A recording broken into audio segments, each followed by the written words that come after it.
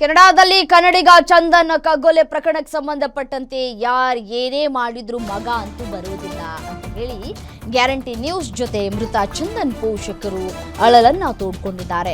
ಚಂದನ್ ಪೋಷಕರಿಗೆ ಗೃಹ ಸಚಿವ ಡಾಕ್ಟರ್ ಜಿ ಪರಮೇಶ್ವರ್ ಸಾಂತ್ವನವನ್ನು ಹೇಳಿದ್ದಾರೆ.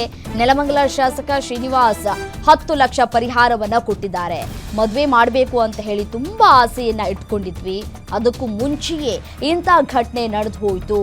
ಶನಿವಾರ ಸ್ವಗ್ರಾಮಕ್ಕೆ ಮೃತದೇಹ ತರಿಸುವ ಭರವಸೆಯನ್ನ ಕೊಟ್ಟಿದ್ದಾರೆ.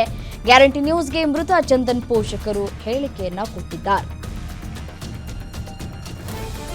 ಚಂದನ್ ಅವರು ಬಾಳಿ ಬದುಕಬೇಕಾಗಿದ್ದಂತಹ ಮಗ, ಬಟ್ ಆದರೆ ಕೆನಡಾದಲ್ಲಿ ಯಾರೋ ಗುಂಡು ಹಾರಿಸಿದ್ದಕ್ಕೆ ಅವರ ಬಲಿಯಾಗಿದೆ. ಇದ್ದ ಒಬ್ಬ ಮಗನನ್ನ ಕಳೆದುಕೊಂಡು ಪೋಷಕರ ಆಕ್ರಂದನ ಮುಗಿಲು ಮುಟ್ಟಿದೆ.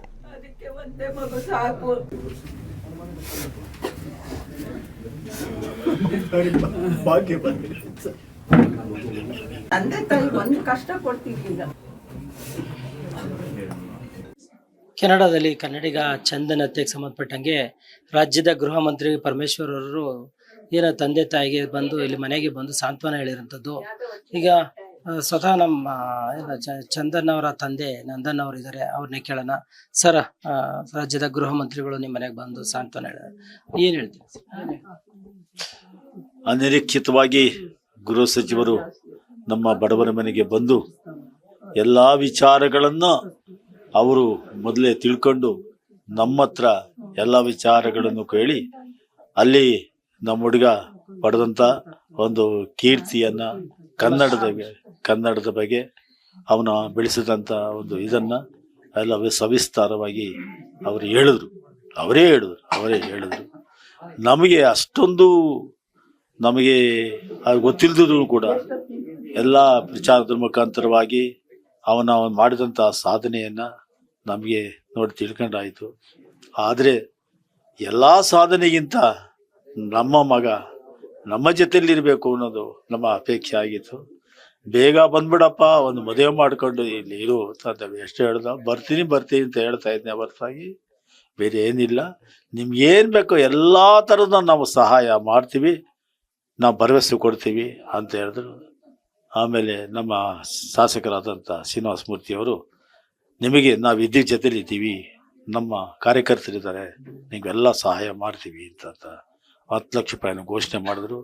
ಗೃಹ ಸಚಿವ ಪರಮೇಶ್ವರ್ ಅವರು ಹೇಳಿದ್ರು. ಈಗ ನಮ್ಮ ಜೊತೆಲಿ ಅವ್ರ ತಾಯಿ ಇದ್ದಾರೆ ಶೈಲಜಾ ಅವರು, ಅವ್ರೇನು ಹೇಳ್ತಾರೆ ಅವ್ರನ್ನೇ ಕೇಳಿದ್ರೆ. ಅಮ್ಮ, ಗೃಹ ಮಂತ್ರಿಗಳು ಬಂದಿದ್ರು, ನಿಮ್ಗೆ ಯಾವ ರೀತಿ ಇದಾಯ್ತು?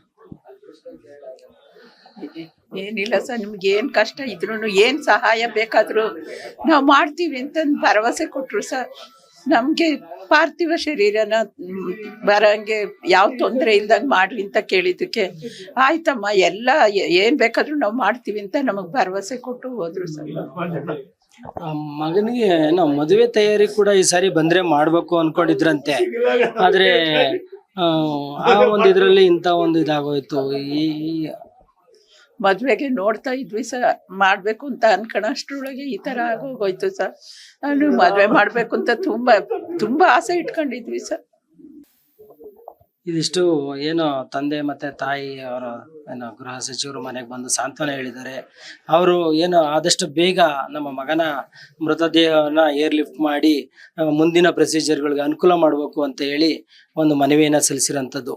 ಮೂರ್ತಿ, ಗ್ಯಾರಂಟಿ ನ್ಯೂಸ್, ನೆಲಮಂಗಲ.